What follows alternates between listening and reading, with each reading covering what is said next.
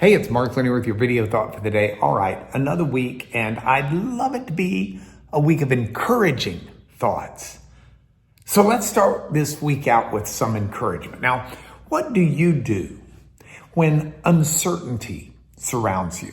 In today's world, we often face moments that can shake our confidence or challenge our sense of security. And this isn't new. Thousands of years ago, the prophet Isaiah spoke words that still resonate deeply today.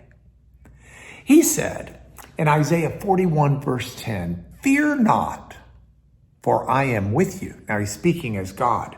"Fear not, for I am with you. Be not dismayed, for I am your God.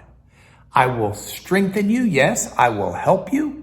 I will uphold you with my righteous right hand."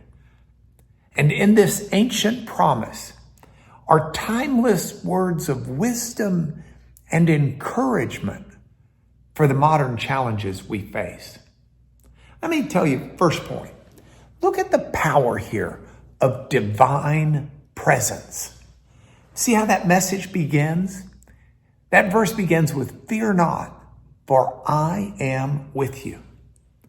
The antidote to fear isn't just buck up, just have courage. It's actually the awareness of the divine presence of God. This recalls the experience of those wonderful ancestors of faith who faced seemingly insurmountable odds. I mentioned yesterday when I was teaching David and Goliath, or think of Moses before Pharaoh.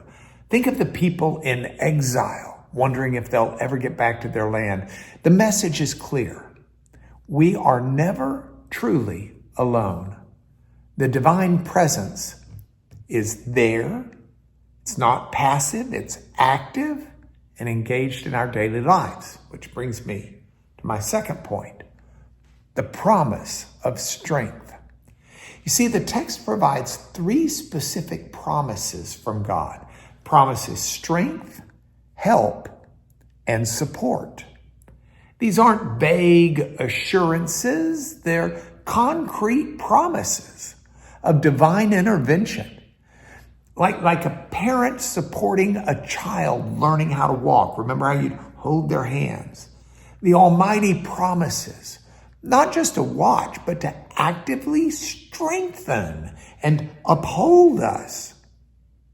This strength comes precisely when our own resources are depleted, when we've reached the end of our capabilities. So let me give you a practical application in closing. How can we embrace this promise in our daily lives?